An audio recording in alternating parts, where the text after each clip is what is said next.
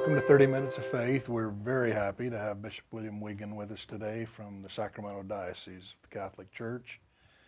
He is an important person in our community, and he will be honored in May at our Power of One event. We recognize his goodness and grace and those things that he brings to the community. Thank you very much for joining us. You're welcome. Tell us where you were born and raised and something about boyhood. Well, I was born in Bend, Oregon, Central Oregon, but raised in the Spokane, Washington area.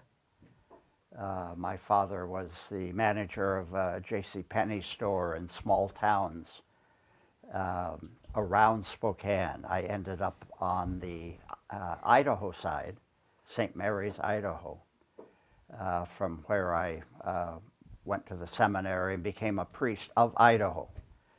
But childhood was mainly, grade school was in Tico, Washington, about 40 miles south of Spokane, and a farming community close to the Idaho border, close to lakes and mountains. So I grew up camping a bit, fishing, boating, swimming, a little bit of hunting, but not much. But the things of boyhood. The things of boyhood. Were you raised in a religious home? Yes. Yes, my family was always Catholic. My mother actually became Catholic when she married my father. I would say an ordinary religious home, not excessive in any way. We were quite an ordinary family, I think. But you went to church and you were taught to pray and yes. all of those yes. things. Yes, How old were you when you thought you would consider the seminary? I was actually probably in the 6th, 7th grade. And I left home to go to a boarding school for high school that was already a preparation for the seminary. And that was in the Willamette Valley in Oregon, Mount Angel, about 50 miles south of Portland. That's beautiful country. Yes, it is.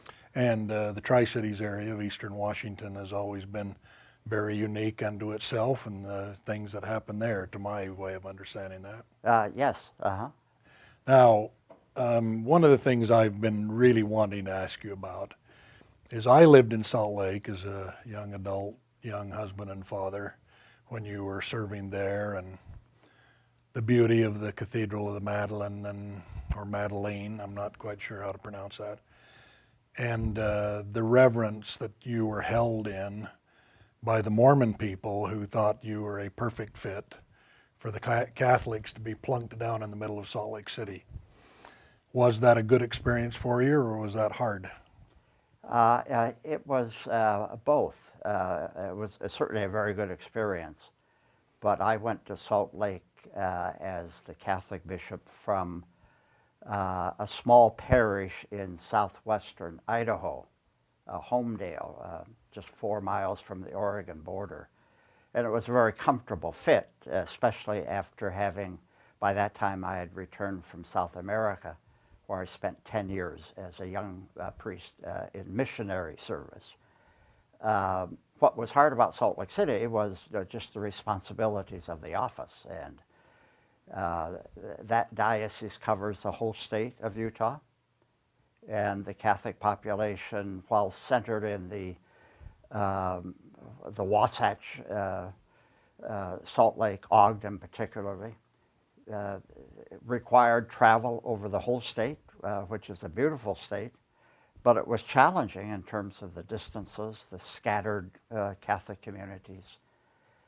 Working with the Mormons, particularly in Salt Lake City, with the officials of the church was a joy because of their religious values and how important they consider them for the civic community.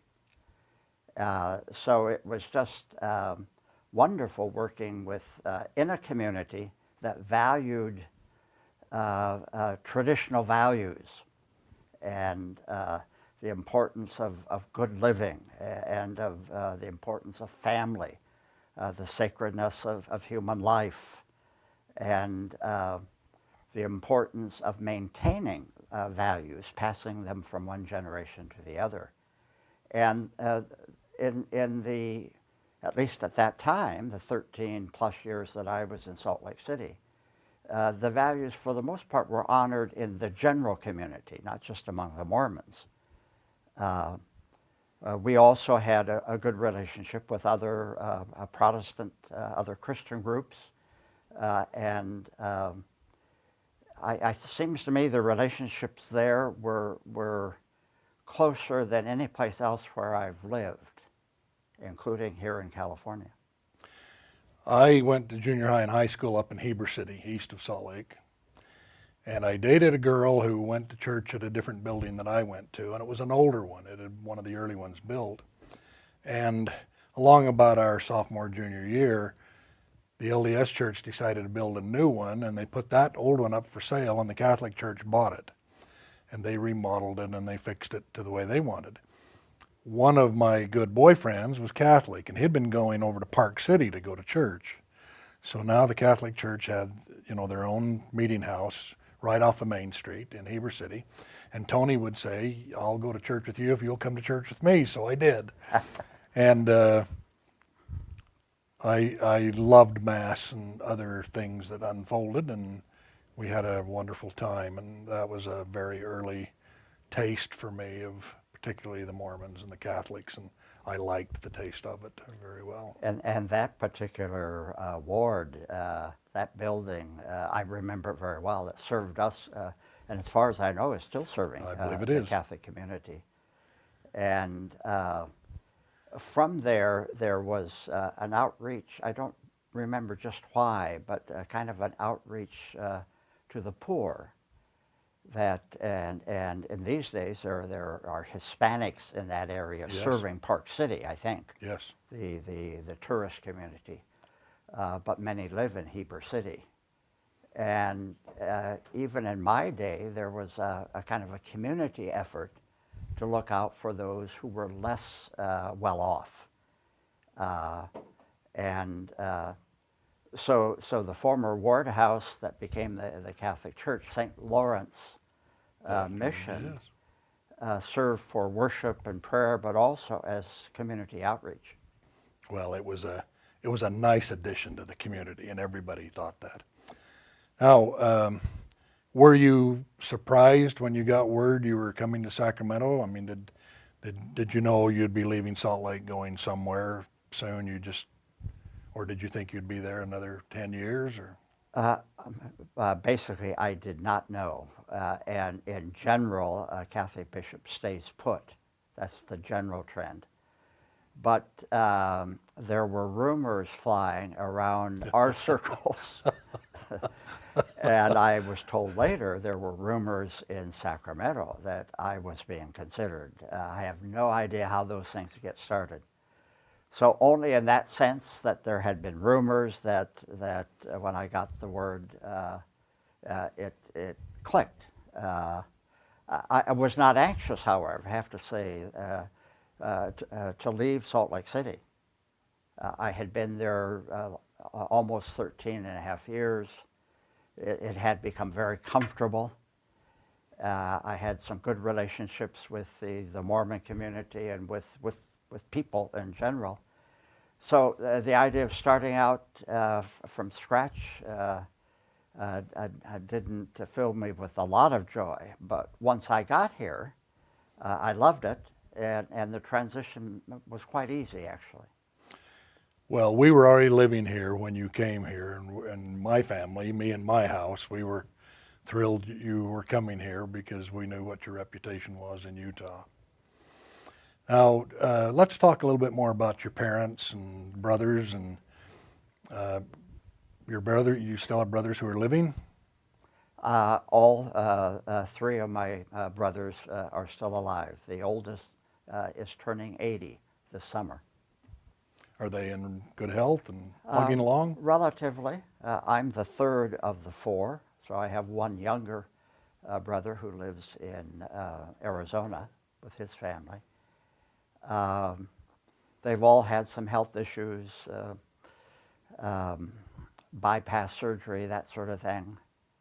But I was probably, because of the liver disease and ultimately liver transplant, of the four, I was probably had the greatest health issues. And that was quite a remarkable story, quite a miracle in the community. That was everybody watched that closely, and you must have had 500,000 prayers flying to heaven in your behalf, as well as the man who donated. I'm quite sure, because I had messages of one kind or another from all kinds of people and from leaders in the different churches, including the Mormon church, that they were praying for me. The liver disease took almost 25 years developing until it got very critical. But when it got critical, the word got out, and I think I looked pretty awful. So, well, you looked like you were sick. so people had been watching and following for some time. Dan Haverty, one of several who came forward to donate a major portion of his liver, was the one chosen. And just a few days ago, on April 1st, I had lunch with Dan and his wife. So that was 7 years since the surgery. And he's doing fine. He's just a marvelous person and a marvelous couple. The whole family was involved in assenting to that decision on Dan's part, including his mother. Really? Who was 83 at the time, and she's still alive 7 years later. So it was kind of a family decision. It was very unusual, and it swept me off my feet, actually, the faith and the goodness, the selflessness of that family. And none of us would be thinking about, I wonder what his mother's thinking. That's a nice piece of the story. Yes. Very, very good. How is the Catholic Church doing in Greater Sacramento? Well, I think very well. There are always challenges, but and California is constantly changing. It's been our whole history. So the challenge to adapt goes on. It's never finished. During my years, we had to adapt to a much larger Hispanic population, for example, that grew rapidly and in our city in general, and also to quite a large influx of Filipinos from the Bay Area to our area, largely because of housing costs and things like that. So just as an example, we had to promote some candidates for priesthood from among the Filipino population, because we had no Filipino priests. And they speak English and everything, but all groups like to have a fuller identity with their pastors. Of course. So that was a very successful, not just a challenge, but a successful effort to raise up many young priests from among the Filipinos. We had less success on the Hispanic level, but we made great progress. Bishop Soto, my successor, is continuing those kinds of efforts. The multi-ethnic mix changes a bit. He's working very hard on Catholic schools to keep them open and strong. With the economy the way it's been in the past few years, it's been very difficult for families to pay a tuition, for example. And there's always a challenge of here now and then starting new parishes or building a larger church, the infrastructure. And of course, we went through, on my watch, quite a scandal, a major scandal, because of the sexual abuse of minors on the part of some clergymen. Relatively small percentage, and most of it years and years ago, 20, 30, even 40 years ago. Are we kind of getting past that now? Yes, very much. But that caused establishing whole new systems of much more complete studies and investigations of candidates, even of volunteers in ministry. I mean, everybody gets investigated if they're going to work with children, and fingerprinted and that sort of thing. We have programs now for adults, for parents, teaching them about child safety, what to look for, and how to report. And so I think much of that at least, was established on my watch, but it's always changing also. So the safeguards we have in place are just quite complete compared with prior to the year 2000, for example. And so will they change again, 25 years from now? Will we be Well, saying... they're constantly updated. Our national guidelines on that were reviewed and slightly modified just a couple of years ago. I think every 5 years they're looked at very seriously. And one of the things, for example, that I developed is a code of conduct for all church workers. That's good. And making it very clear what are the do's and what are the don'ts, and training in boundary issues. And how where is the line that if you cross, you're out of line. Those things have to be looked at periodically and changed, but does no good to have those kinds of safeguards if they're not implemented. So there's constant alertness about complete implementation of those guidelines. But I think it's going fine. It appears, from my angle, that the Catholic Church is the long pole in the tent of what is Northern California and, of course, Sacramento. We have a friend, Marie Adams, who teaches at St. Mary's, and she teaches 8th grade, and she loves what she does, and she loves the students, and she feels like she's in a wonderful environment, and that she's not only teaching the ABCs, but also of Jesus and all of those other things. One of the other things I wanted to mention, I'm going to presume if you spent 10 years in Colombia, you speak Spanish. Yes. Mm-hmm. And do you still use your Spanish routinely? I do.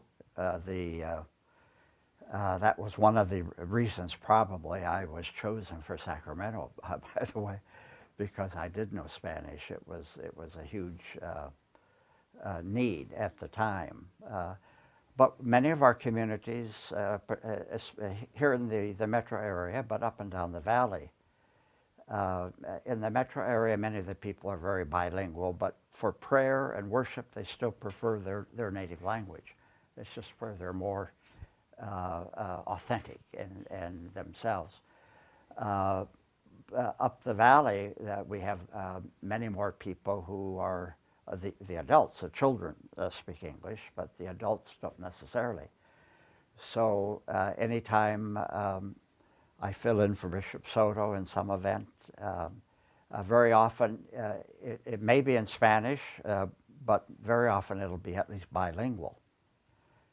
Currently, I'm helping with the sacrament of confirmation in different parishes, which builds on baptism. And I would say about half of our parishes require some Spanish in those kinds of services, mainly English. Some of them require full Spanish. I went to Mass last week when the oils were consecrated. Yes. And that had a fair amount of Spanish in it. Yeah. And as I looked around, and the cathedral was pretty full that night, but as I looked around, I could see that there appeared to be those who would be Spanish speakers, and that was an enjoyable night. I liked that a lot. Well, and coming up in a couple of days on Good Friday, for example, which is an important day for Catholics, but but for Hispanics, they'll come out. So we, in midday, there's a service in English, which Bishop Soto will have, but I will have the evening service completely in Spanish because they come out for that. That's a very special day. And then Saturday night there is an Easter Mass, is there not? Yes, and that will be mostly English, but kind of bilingual.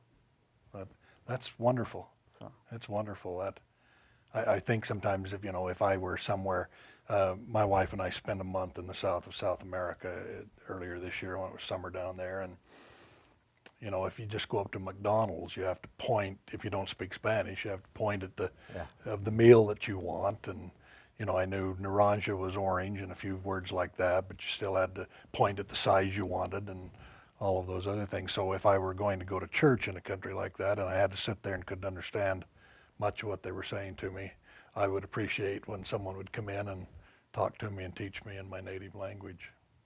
I want to go back to the days of when the pictures we saw where you were fishing. What's the magic of fishing? What's the delight of that? I've never been much of a fisherman. For me, the delight has always been just getting out in the beauty of God's created universe, the nature. So it's typically in the mountains or on a beautiful lake, a beautiful river. So just getting back to nature in a sense. Often my fishing accompanied a camping experience at a campground or a lake cabin. So the real joy for me was just the peace, the quiet, the beauty. Fishing was something to do while there. So but in that sense, didn't matter if you caught anything or not. That was kind of it. And although it is fun to catch a fish, more fun than not to. But it was for me. I was not and am not a kind of an avid fisherman in the sense that I'm driven to it. If anything, it's the mountains, it's the beauty, it's the lake that draws my attention. Are there good places to fish around Northern California? There are, but frankly, it's age related perhaps. I understand the concept. I don't do a whole lot of fishing at this stage of my life. And when I do, it's kind of comfortable fishing. So a nephew of mine who's a dentist in Spokane, each summer lends me his lake cabin at a lake in northern Idaho. The northernmost large lake of Idaho, Priest Lake, it's called. That's good. And the cabin, again, it's a beautiful place to be, but it's comfortable. It's got all the conveniences, plus a boat, a fishing boat, and so you don't have to work at it a whole lot. That I do every summer for a week. And if you're a fisherman of men, does that become comfortable to your spirit and your heart too? Absolutely, and that may be another kind of a deeper reason that drew me to fishing. There is a kind of a similarity, and I would have to say the behind that phrase we would see a missionary thrust to reach out to people who don't know the Lord or who are searching for something deeper in their lives. And I suppose that instinct is what led me to, as a young priest, 5 years ordained, to tell Bishop Sylvester Trinan, the Bishop of Idaho, that I'd be willing to go to the Idaho's mission in Cali, Colombia, if and when they needed another recruit. He took me up on that, And I did go, and I spent almost 10 years. It was a great experience. We were in Columbia a year or two ago. I've forgotten the city already, but when you come into the harbor, they've got the Virgin Mary holding the baby Jesus sticking up right out in the middle of the harbor. I'm sorry, I can't think. Cartagena? Yes, Cartagena. Yes, uh-huh. And that was impressive and fun, and I just went, oh, that is way cool. Yeah. Now, if you could wave a magic wand in your life to fix something or repair something or restore something, what would that be?